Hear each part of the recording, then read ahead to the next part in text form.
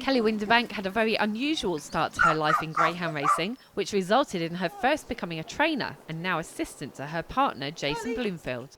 Well, I started off being anti greyhound racing, anti the industry. I really didn't like it at all. I'd never been involved, so all I'd heard about it was from the people, other aunties. And they've got the photos, they've got all the sort of records as such, so I believed them. And you were quite proactive, auntie, weren't you? Yeah, I was quite outspoken, very opinionated, and I did go to one of their sort of meetings, their protests, but it was that protest that I thought actually these people were just like me, just believing what they've been told by other aunties, and none of them had a personal involvement in the industry either. And it's quite funny now that protest you went to happened to be outside Henlow Dog Track. What happened that night and what happened afterwards to sort of change your mind about the sport?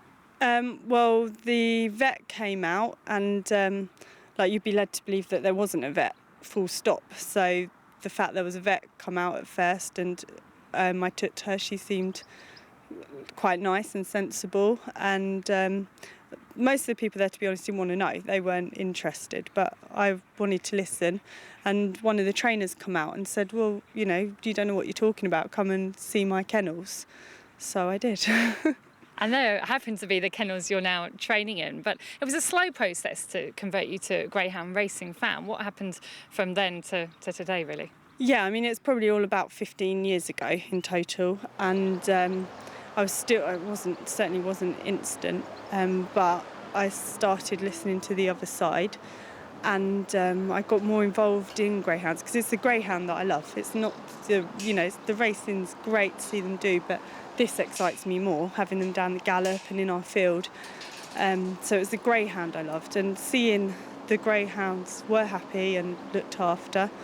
It was just a slow process. I got into rehoming first, and I was with a big national rehoming group. I run that area for about 6 years and met more and more trainers, and more saw well looked after dogs with trainers who cared enough to give a donation and make sure the dog got rehomed. Okay, they can't keep them all as pets, but unless you're going to give it the best life as a pet, don't keep it anyway. There's people who will give the best life. So yeah, it's a slow burn, if you like. And then you became a bit of a secret Racing Post Greyhound TV viewer, and on there you saw a feature with John Gardner, who of course cares immensely for his greyhounds and keeps them in quite unusual conditions in his house, and he's been quite instrumental in the progress you've made. Yeah, you'd interviewed John with Bert, and he was shaking paws and barking and dancing and doing all bizarre greyhound things, and he was on the sofa and in the bed, and I thought, well, if someone can train a dog like that, then I want to, because I want the best out of dog. I had lurchers before, so I've always been interested in the dog doing its proper job, what it's bred for. So I went to see John and looked at his kennel and thought, build my own kennel. So I did, and I took out a licence and I bought a puppy.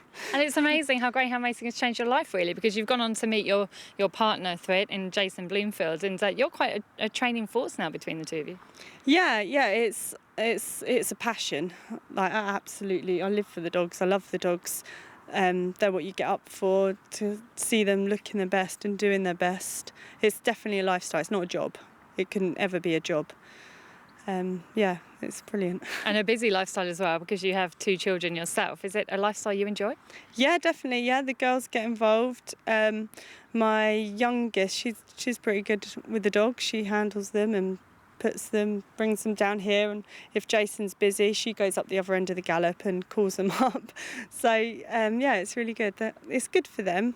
Obviously, it's late nights and difficult with routines, but that's where family help as far as the children are concerned, but they enjoy it as well.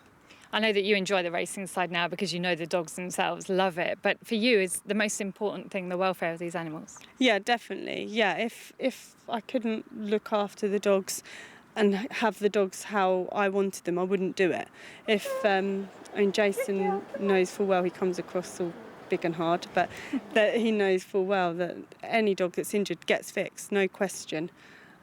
We've got really good owners as well, really good owners. If we had an owner who suggested put the dog down, they wouldn't be an owner anymore. There's brilliant vets. We go to Daniel Doherty and Stefano. There's no reason that the dogs can't go on and have a good life. And racing sets them up for a good life. They're used to being handled, they're well looked after, they're social. That's why they make fantastic pets. You mentioned this field here behind us, which you own yourself. Is it fair to say this is your happy place? Yeah, this is heaven. Yeah, this is lovely. Just come down here with a van full of dogs and they can run. When I come on my own, just get a couple out at a time. They can do whatever they like, play with a toy, run around. And when I come with Jason and we gallop them, like you saw with Azza, they love it. That's what they absolutely love. And I like to bring the passion out of them. If I'm taking a dog to a track, it's got to want to win. It's got to not know what it's got to do. So I want them passionate and, I want them pulling on the lead. And in a perfect sort of Kelli Windebank world, how would things be for the dogs?